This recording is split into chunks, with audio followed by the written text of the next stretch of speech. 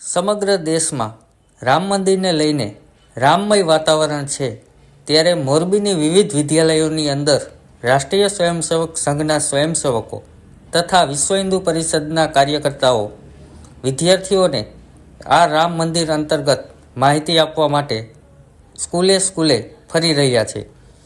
ત્યારે મોરબીની નિર્મલ વિદ્યાલયમાં આજે વિશ્વ હિન્દુ પરિષદના તથા રાષ્ટ્રીય સ્વયંસેવક સંઘના કાર્યકર્તાઓએ રામ મંદિર પ્રાણ પ્રતિષ્ઠાની માહિતી આપી હતી.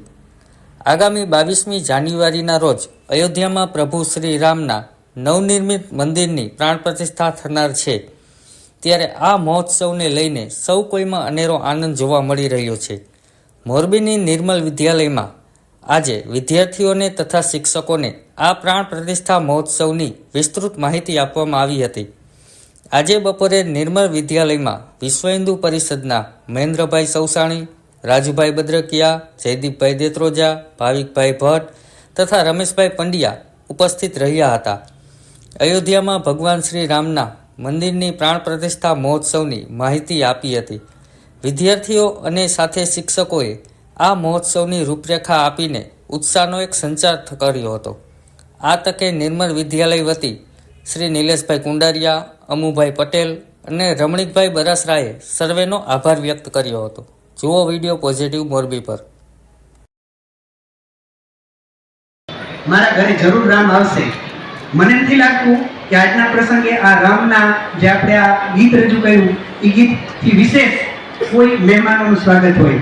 એટલે આજના પ્રસંગે એ બધા જ જે વિશ્વ હિન્દુ પરિષદમાંથી આપણા વચ્ચે આજે અયોધ્યામાં જે રામની મૂર્તિ પ્રતિષ્ઠા થઈ રહી છે એના માટેની જે વાત કરવા માટે આવેલા છે એમના બધાનું સાંદીપની એજ્યુકેશન ટ્રસ્ટ સંચાલિત નિર્મલ વિદ્યાલય વતી હાર્દિક સ્વાગત કરું છું.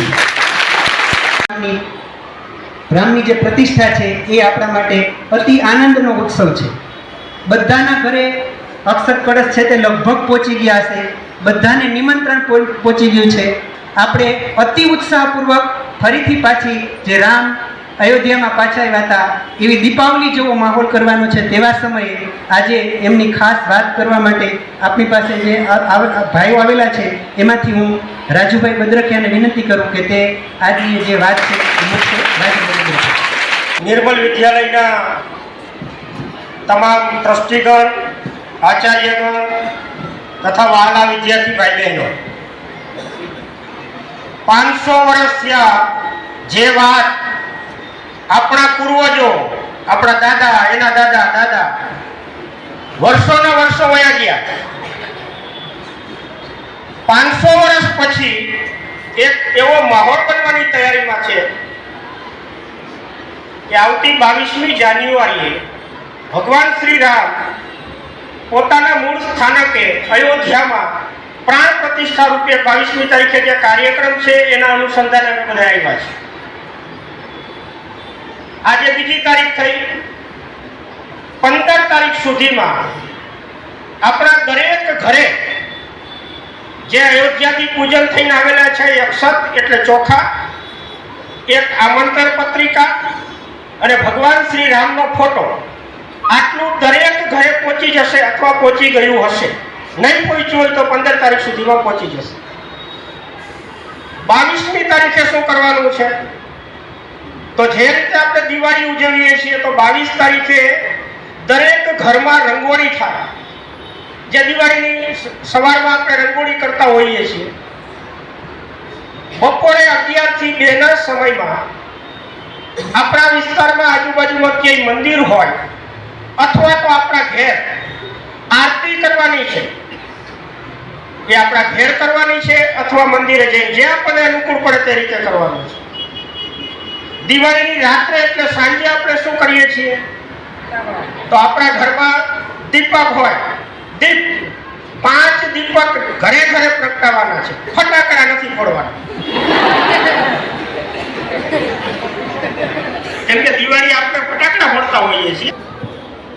તમને બધા ને આ કદાચ એક મંદિરની અંદર મંદિરનું એક ઉદ્ઘાટન થતું હોય ને રામલલ્લા એમાં બિરાજવાના હોય ત્યારે આ ઉત્સવ આવડો બધો કેમ ઉજવાય છે? તમારી પેઢી માટે કદાચ આશ્ચર્ય હશે આવું શું કામ, પણ તમારા આગળની એક પેઢી છે ને એ લોકોએ આની અનુભૂતિ ખરા અર્થમાં કરેલી છે. હું પણ તમારા જેવડો નાનો હતો ત્યારના એ સ્મરણો મને થોડાક યાદ છે.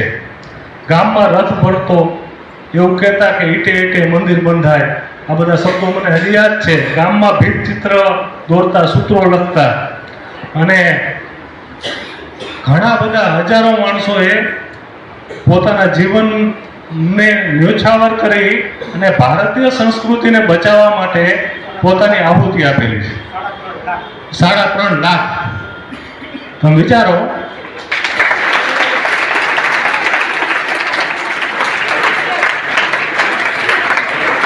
એટલે અત્યારે જે આ કાર્ય થવા જઈ રહ્યું એટલે તમારી પેઢી માટે કદાચ સહજ હોઈ શકે, પણ એનું મૂલ્ય તમારા મમ્મી પપ્પા, તમારા દાદા દાદીને ખબર છે કે આનું મહત્વ શું છે.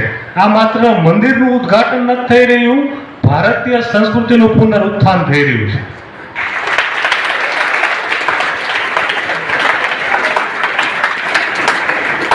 અને આવા કાર્યમાં જ્યારે આપણા પરિવારની અંદર રામના દૂત બનીને આ ભાઈઓ હનુમાનજી કામ કરવા આવ્યા હોય, ત્યારે આ તકે અત્રે મંચ ઉપર ઉપસ્થિત સર્વે રામ ભક્તોનો હૃદયથી આભાર માનું છું.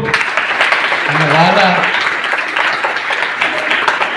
વિદ્યાર્થી ભાઈ બહેનો, આજે તમારે છૂટવાનો સમય થઈ ગયો, તો તેમ છતાંય વધારે સમય રોકાય અને આ કાર્યક્રમમાં સહભાગી થવા માટે આપ સૌનો પણ હૃદયથી ખૂબ ખૂબ આભાર. ધન્યવાદ. આપણે એક જ સાથે છૂટા પડીએ પહેલા હું બોલાવી નારા સાથે બોલશું. બોલો, ભારત માતા કી, ભારત માતા કી, જય જય શ્રી રામ.